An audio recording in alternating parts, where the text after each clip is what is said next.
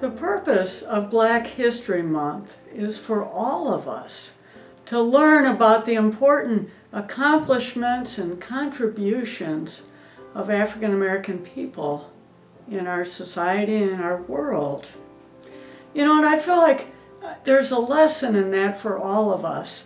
One of my favorite ideas or concepts is something called the Sankofa bird. And it's a mythic creature from the culture of Ghana. And the idea of this bird, as you can see in the picture, is that in order to move forward, we must look back. We must know where we've come from in order to really move forward. And that as in that process of looking back and appreciating our history, we find the pearl, you know, the wisdom that helps us to move forward. And so this Sunday, we're going to be looking at the contributions of African American ministers to the Unity movement.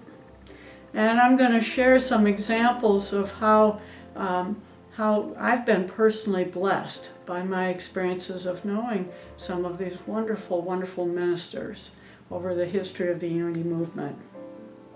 You know, and I like to think at times like this, Black History Month and other important times, that it's not just about looking at well-known people or people who are celebrities or history, but finding the extraordinary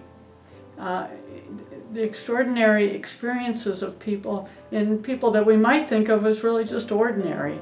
And of course, nobody is really ordinary, but just maybe not a celebrity. And but somebody who ought to be a celebrity is our dearly beloved Rosie Robinson.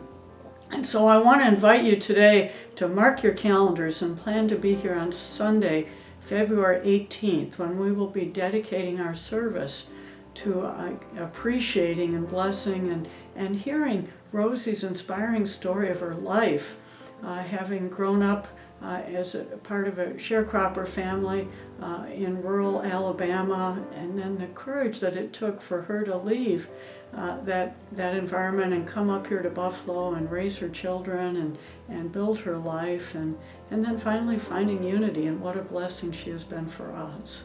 So this is a little video clip of what we're going to be sharing on Sunday, February 18th, and we look forward to seeing you this Sunday and every Sunday this month. Blessings. I was born in Limestone County. In what state? Athens, Alabama. Oh, Athens was the county seat.